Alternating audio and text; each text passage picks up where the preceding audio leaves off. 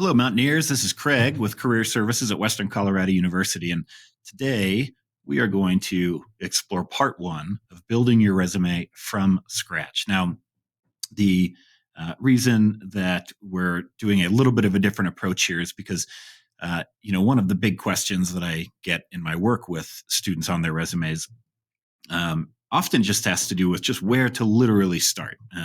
If you don't have a resume with a sort of format and some of your information already in place, it can be a little challenging just to find out where to even start. And so I want to walk kind of step by step through this process so that hopefully it feels a little less overwhelming, a little bit less challenging, and we can focus on these small steps that we're going to take to build that full resume out. And so we're going to run through this at several slides. This may take a little while, so bear with me here. But as we move along, we're going to do a little bit of work over here. And you can see we've got a blank Word document here with nothing in it yet. And so you'll get to sort of see the first steps of how we start to build this document.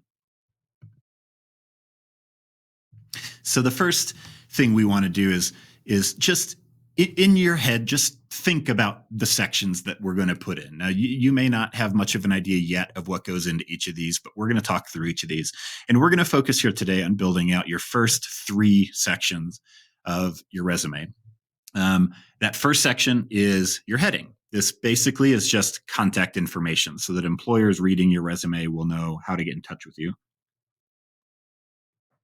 The second section is education, and this would include both your high school education and your college education.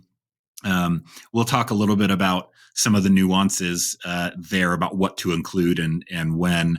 But for now, we're gonna think about both your high school graduation or your high school information and college information so far, even if you are just a few weeks into your first college semester.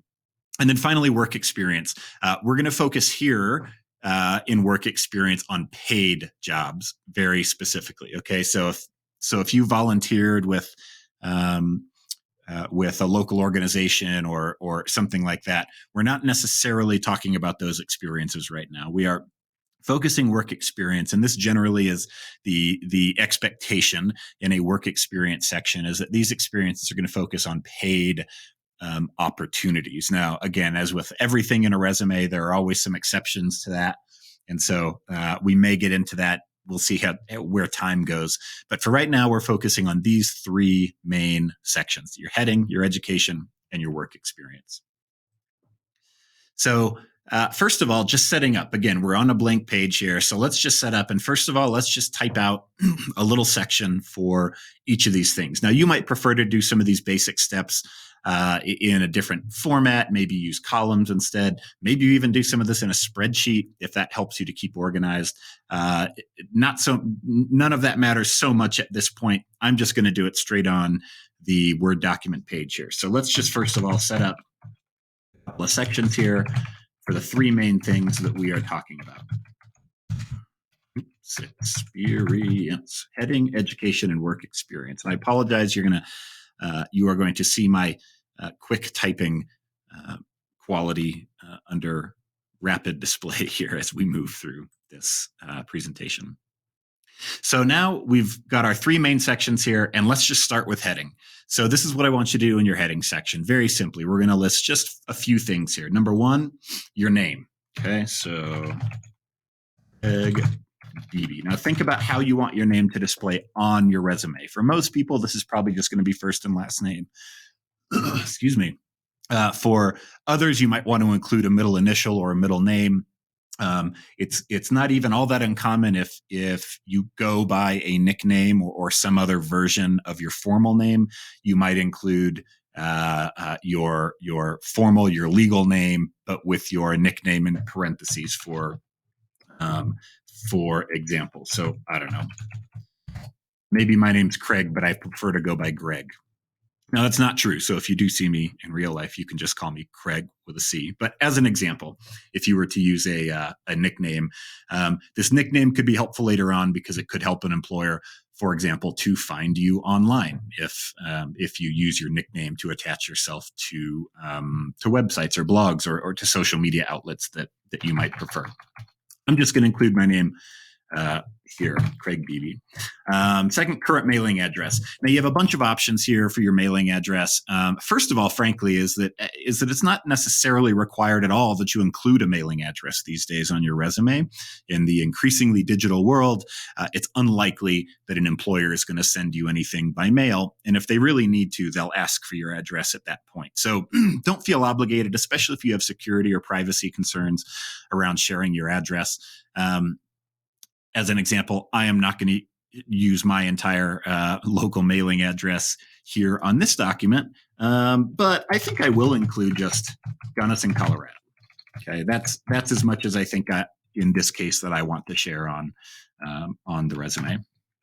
Third, your email address. I'm going to use my Western email address since we are making this for the use of Western students. And then finally, my phone number. And this is going to be my office phone number right here. Okay, congratulations. Your first section of your resume is done, just like this. Name, address, email address, and phone number. Now, email address and phone number are both critically important. You do need to provide these. Obviously, I want to encourage you to use a professional email address, right? If you have an old stoked skier guy 72 at AOL.com. This would be a great time to update that email address to something more professional. Ideally, honestly, just your first and last name, or maybe a first initial and a last name. It's okay to add numbers on the end if you need, just because email addresses are taken. But let's focus on a good, professional looking personal email address. And then your phone number. The most important thing here is make sure that it's a phone number that you can just be contacted at. For most of you, this will be probably a cell phone number. But if you have a landline or a Google Voice number or something else where you prefer sort of broadly to be contacted by employers, use that number. But make sure it's something that you have access to. Make sure it's something that you're going to pay attention to and can pick up in the event that an employer actually calls you. And finally, make sure, critically important regarding your email, your voicemail account, is make sure that your voicemail account is emptied and ready to accept new messages, just in case you do miss a call. And also that you have an outgoing message on your voicemail account. You don't want to keep employers guessing when they call you. There can be any number of reasons that, for privacy purposes or even just internal company policies, that they may not even leave you a voicemail if you don't have an outgoing message that identifies yourself on there. So set up that outgoing message and make sure that your voicemail is cleared and has space to accept voicemails. Okay. Second section, let's move over here to education. So in education, we want to start by listing both high school and current or really any college experience. Again, the information that we're looking for here is pretty basic. So high school. Well, in my case, I attended a high school called Collegiate Academy of Colorado. And that was a charter school in Littleton, Colorado, where I graduated from as a teenager. We want to include the location. And now, location, for the most part, outside of your heading where you might include a complete mailing address, for the most part, when I talk about location in the rest of a resume, I'm just talking about city and state, perhaps country if it's an international experience of some sort. So Collegiate Academy was located in Littleton, Colorado, and I graduated in June of 20. I'm sorry. Oh boy, I'm way off. June of 1998. If you can believe it. I can't believe it. So June of 1998 was when I graduated with my diploma. Now, very basically, this is all the information that we need here. So don't overthink this section. That is all that we need for high school.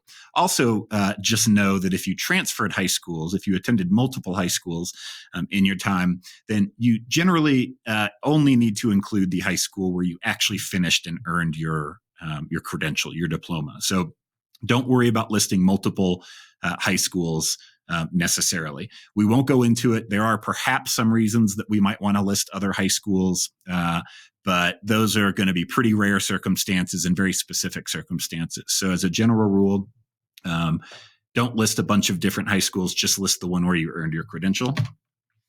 And then the same for college. So in my case, I attended Western State College of Colorado at the time, but we're going to use the current name, Colorado University, because this is what people are going to find when they Google this or try to look up the university. I mean, especially if they haven't heard of Western. We're a smaller school in the mountains of Colorado. If you're applying to jobs out east or on the coast or wherever in big cities, they may not have heard of Western. So you want to give them the current name to make it easy for them to find it online if they want. Okay. Again, location, just Gunnison, Colorado is where we're located. Majors and minors, typically you're going to include a major for sure, just because it most likely that will relate to potential jobs that you're looking to apply to. Minor is really optional, but it can't hurt at this point to include it. So my major was psychology. And we could go on. It was if I remember this correctly, clinical counseling and school psychology was the full title of the emphasis that I was part of. My minor was English. And so I'll include both of those for now, just because we're in the planning phase of the document. So let's put both of those down.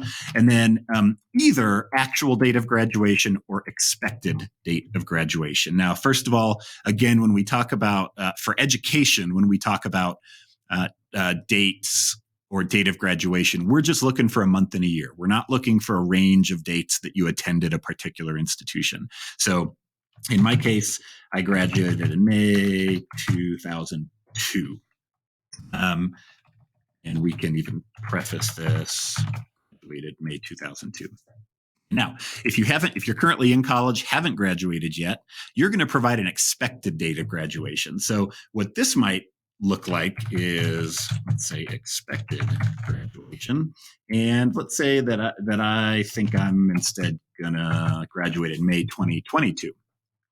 So this is how it can look, again, at least for now, as simple as this. Just think ahead. Even if this timeline changes, perhaps you change a major or you take on a double major or something like this. This date might change, and that's okay. For now, we're just looking for your best estimate of when you expect to graduate. Okay. Now, one other option, this last bullet down here, also list awards, honors, and recognitions. So if you earned any particular of these recognitions or awards, this would be a great time to include some of those. I don't have the greatest memories of much of high school, but I do remember that at one point I was elected as student rep to board of trustees. My school was a little different. We didn't have a traditional student government, but we did elect 2 students every year to sit actually on the board of trustees. And I remember that was my last 3 years. So let's see, if I started high school in 94, this would have been about 1995 to 1998. So I'm just going to make a note of that. That's, to the best of my memory, I believe this to be accurate. At Western, let's see, I graduated magna cum laude. So that's a nice thing. Some people choose to include GPA. I didn't add GPA to either of these experiences. Feel free to include your GPA in one or both of these postings if you want to. We can talk later about my own just thoughts about including GPA on a resume and whether or not that's necessary at all. But just know that if that's something that you prefer, you're proud of that GPA and you want to include that for now, you can also include that. Okay. Now we get into work experience, and work experience is likely to be our biggest section. Now, it kind of depends on your work experience. Again, we're talking about paid jobs here. So if you held a job or two in high school that were paid positions, of course, we're going to focus heavily on those. If you are currently at Western and maybe you have picked up a work study job on campus or a job in town, then we'll, of course, want to include those too. I'm going to go back, and I'm not going to, of course, thoroughly run through my whole work experience. We'll just talk about one job. We'll talk about my first job. How about? So for each work experience, we want to list these things again. Name of employers. Well, my first job was at McDonald's there in Littleton. My job title, I had a couple of job titles, but ultimately, my last job title before I left was crew chief. The location, once again, and actually just for consistency, I'm going to put location up here. And dates of employment. Again, to the best of my ability, this was a job I began right when I turned either 15 or 15 and a half. So I don't really know exactly here. So I'm just going to give my best estimate here, which is to say that that would have started in 1995. And I was there for a couple of years until my junior year. Junior or maybe even beginning of senior year. So 95 to 97 is roughly where I was there. Okay, so this is the very basics. Now I note up here, month and year as dates. I think that especially early in a career, these are going to be pretty ideal. And I could go pull these back. I've got all this listed on LinkedIn, so I can go back and verify these and add the months later on. But I think for right now, for just getting started building our document, this is all the information that we're going to need. Now, might also be worth noting, and we're not going to go into multiple jobs. It would just take too much time. But my next job when I left McDonald's was at REI. The REI location was in Lakewood, Colorado. I was a sales associate, and specifically in the soft goods section for any of you who may have worked at REI before. And I did that job from 97 to 1999. I left for college full time in 1998, but I stayed on for holidays and breaks and things like that into 1999. So I had a couple years experience there. Okay. So very basic. Now, we can already see, and perhaps you can visualize in your head, but we can already start to see a bit of a resume starting to appear here, right? And we've got some basic information that is going to be important for us to obviously to continue filling out. But already, you can see just with these basics, we're approaching very rapidly a full page resume already, and we have done very little work. But this is where we're going to start doing a little bit more thinking here. So now focusing on this work experience section, and let's just bold this. Let's bold each of these headings just so we have them standing out. So now for each of these work experiences, and again, let me delete REI. I just don't want us to get overwhelmed or to overcomplicate things. We're just going to focus on this one job for right now. But what we now want to do is go through this job. Okay, so I'm focusing on McDonald's, and we want to list as much as you can everything you did. Okay, once again, for time purposes, I'm not going to list everything I did, but worked the register, cleaned and sanitized, right? Managed the grill, food safety, food prep, etc. Okay, particularly as crew chief. Now that was a position that ultimately I was kind of promoted into, and once we got there, I did things like deposited nightly cash revenues and balanced the books. Let's just keep it nice and simple. for now. Opened and closed the store, right? Coming in my case, actually going in sometimes before school, opening the store, getting breakfast up and running, and then going off to school for the day. But also closing the store sometimes, especially on weekends, where we were open till, I don't remember, 10 p.m. or midnight or something, and closing the store late at night. So I want you to go through and think of as many things as you did in the job. They don't have to be great, complicated, elaborate descriptions at this point. Just jot them all down into a list. Get as many as you possibly can.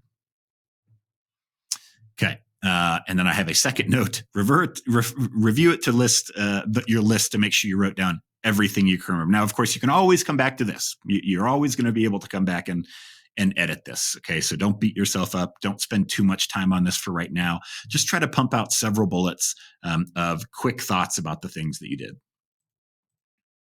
Okay, next. Now, the second piece, and this is a little bit of an advanced piece. So again, probably not something I would stress about or hyper focus on at this point. We can always work on these things later. But one thing to try to keep in mind is can you quantify any of these experiences? Now, this experience for me, I mean, McDonald's, we're talking about 25 years ago. I don't have the greatest memories. I may have mentioned I do have a bunch of this stuff listed in my LinkedIn profile, so I could go back there for some basic things. But honestly, I'm not sure that I really have a whole lot of good data on revenue numbers or sales targets or anything like that. Even though I was a crew chief, I mean, this was a high school position for high school students. We were certainly handling money and those kind of things, but we were not keeping up with the store's books about cash flows and expenditures and revenues. So I'm not sure I really have any great numbers to add here, but as much as you can, if you have any way to quantify your success, how many employees did you supervise? How big a budget did you have? If you were in a sales position specifically, how many numbers in terms of sales, if you can remember any of those? So think about if you can quantify these things now.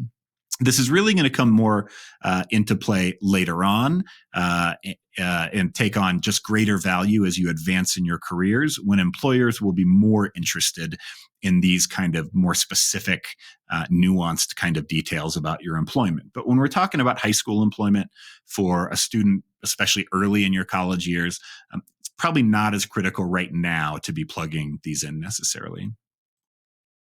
And then finally, for each job, brag about yourself. What would you brag about if you had the opportunity to do it? Because you do on your resume here. What would your parents or a guardian say about you if they're obviously invested in your success and they're proud of the work you do? So what would they say about you? Again, list everything that you can think of. Now, again, going back to McDonald's here, I was promoted to crew chief. Crew chief, basically, the difference was we got a different colored shirt and didn't have to wear hats anymore. And we took on additional roles like opening and closing the store, counting cash registers, some of those basic kinds of steps. Okay. Let's see.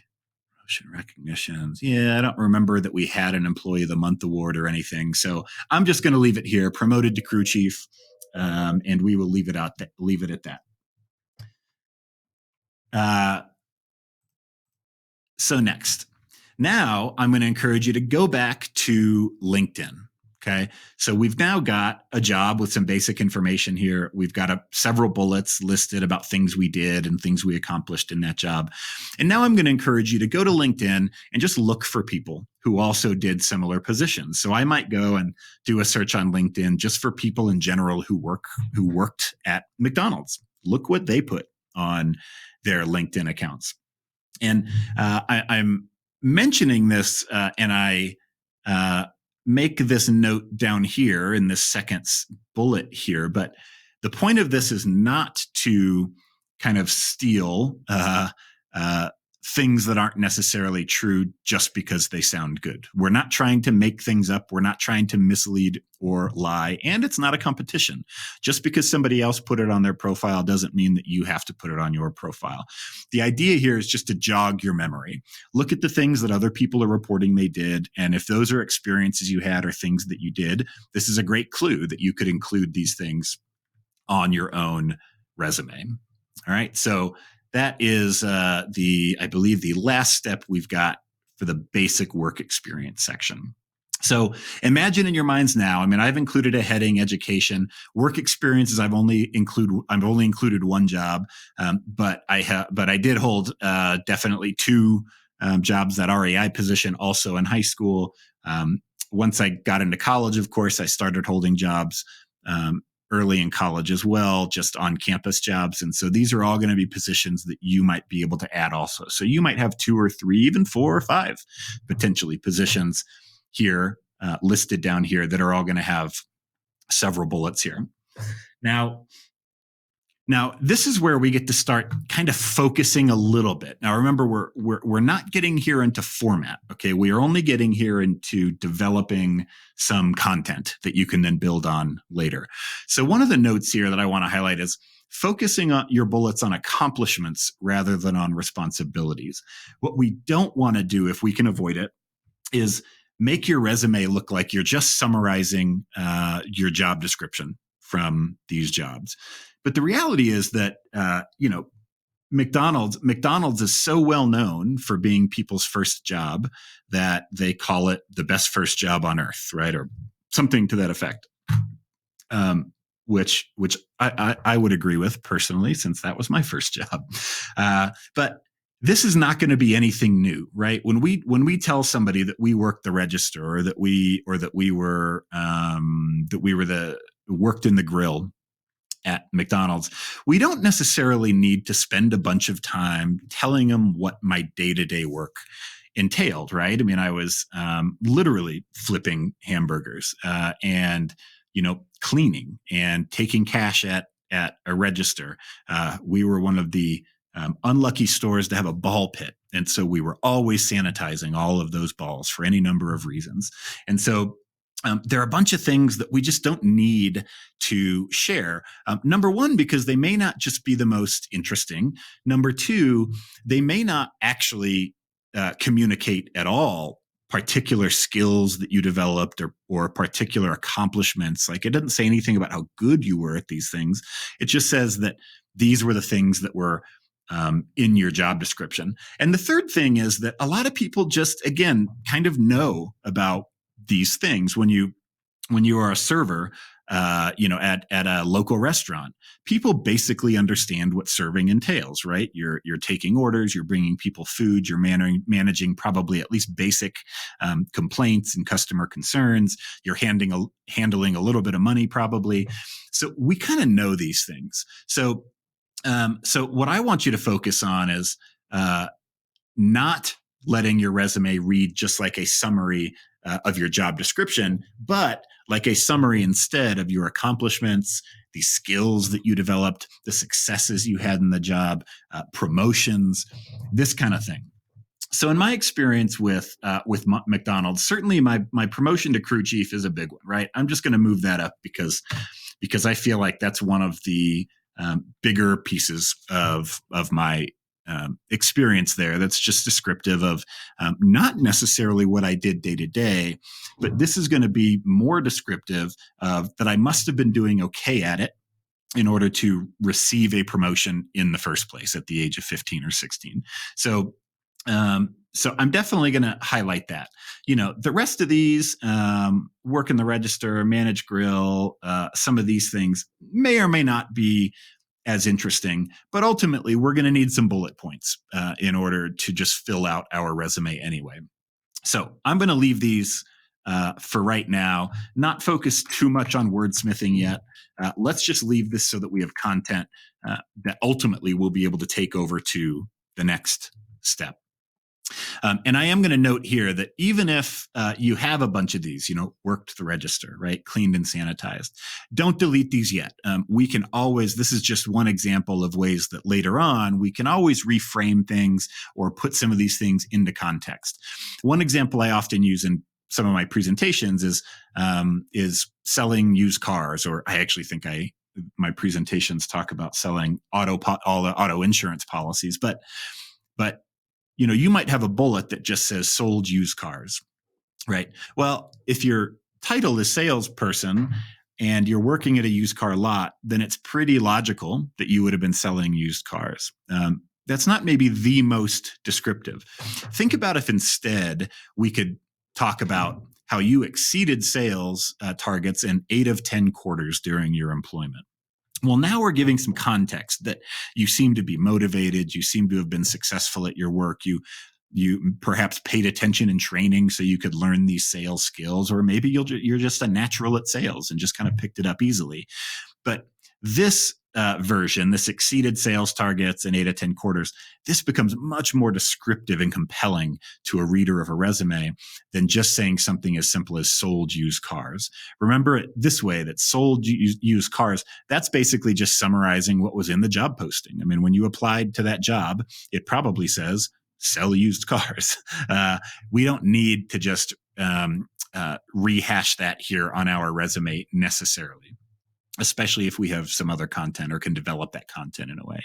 So these are some hints. Perhaps some of these are things that you'll think about more a little bit longer term. For now, I'm going to leave these bullets just as they are here on my resume, just so we can get a resume put together. And then now, even though we're not going to worry much about formatting here, that's going to be in the next video, but we do want to begin shaping a little bit what our final resume might look like, right? So this is our opportunity. If you want to remove any bullet points, that this is a good time to do that. Now, in this case, I've got 6 bullet points. I don't list the note over here, but as a general rule, I think that I recommend, I don't think, I do recommend that you list between 2 and 4 of the most compelling bullet points that you can think of for each job that you participated in. So, I'm definitely leaving this part about the crew chief, open and close the store, deposited nightly cash. Some of these we might be able to just combine into single bullet points. And so I think in this case, I am going to talk about, let's put these together. How about that? Work the register. Maybe we can just put a comma, deposited nightly cash revenues, and balance the books, for example. Because to me, maybe all of those things kind of get to cash a little bit, cash flow and handling money. Cleaned and sanitized, managed the grill, food safety, food prep. This isn't maybe the neatest version, but on a quick timeline, let's just say that this is how I would like to put these together as bullet points. Now we've gotten down to this 4 number. This is good because now our list of bullets isn't too long. We can already see that each of these bullets only takes up 1 line of text, which is great because this is just going to make it more readable, more accessible to somebody who comes along to read it in the future. Now, we also at this point want to do our first sort of run of editing for spelling, grammar, and length. Remember that we only really are aiming right now for a 1-page resume. So we don't, we might go over that page here just with our draft content, but just keep this in mind that we are going overall for kind of concise. And then spelling and grammar, a lot of this stuff, I don't see any of the red squiggly lines. That's great. And as I reread it really quickly, I don't necessarily see any other misspellings or any major issues going on right here. So this is just that first run at ourself of making sure that our content is correctly right now. And then we also want to take a look at each of our bullets, because our bullets, the way that you can think of this is that we want to frame our bullets in the implied first person. Now, you may know from English studies that the first person is just you talking about yourself as yourself. So I assisted patients with stretching and rehabilitative exercises. That is a statement in the first person. It's a complete sentence. So I didn't even include, a apostrophe or a quotes or a period at the end here. So there's a bit of editing that I should have done. But we can think about the bullet this way, right?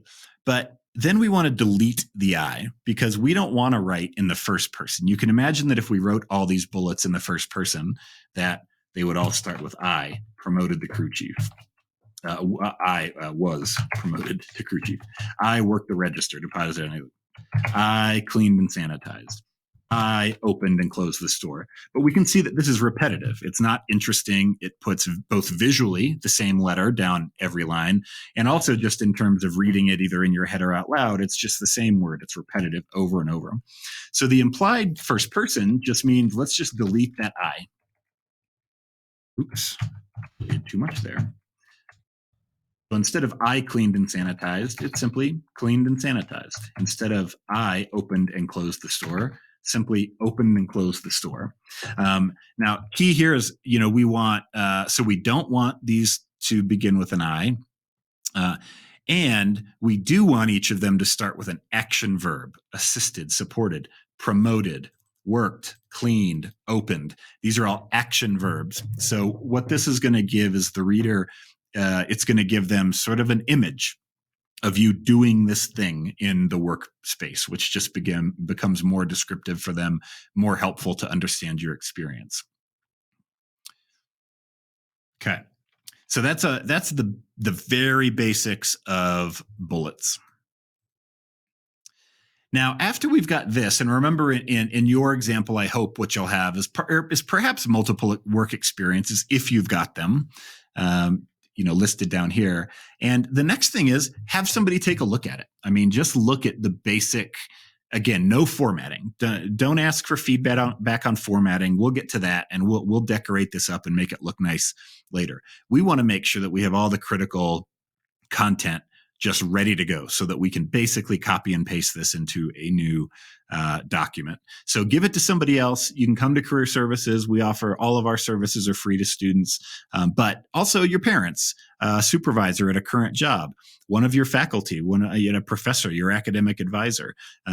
Lots of people, all of these people have created resumes themselves in the past, and they've probably applied for jobs that they didn't get. They've obviously applied for some jobs they did get. So they've got some experience, and they can all give you a little bit of feedback on this. And ultimately, our goal here is 0 errors. Okay. We don't want any grammatical errors, semantic errors, spelling errors. We don't want any of that kind of thing. And then obviously on this document, once you get some of the feedback, I'm going to want you to incorporate that feedback, make your updates, and then go get feedback from somebody else. Go find a second person. Could just be your roommate. Have them look it over just for spelling, if nothing else. But we want to make sure that it is error-free because, unfortunately, for better or for worse, I mean, having errors, even seemingly mild errors on your resume, can be the difference in your candidacy between you and another candidate. So we want to have other people edit it, ideally a couple of times, give you thoughts about maybe how you can word some of your bullets, these types of things. Okay, this is the first step. Now, here's my information. We can meet anytime, but now you have this basic document over here with basically just a heading, education, and work experience. And this is where we will kick off video number 2, is then taking this document and starting to talk about how do we put this then into a format that looks like a resume that you might think of. So thanks for this. If you have any questions, please contact me here in the library. My office is in Library 122. Currently, under COVID sort of safety restrictions and guidance, I would prefer to pre-schedule appointments if that's possible. We certainly can meet in person with distancing and face masks, but also meet by Zoom. There's an email address. And my name again, which didn't make it onto this slide, is Craig Beebe. So look forward to meeting with you.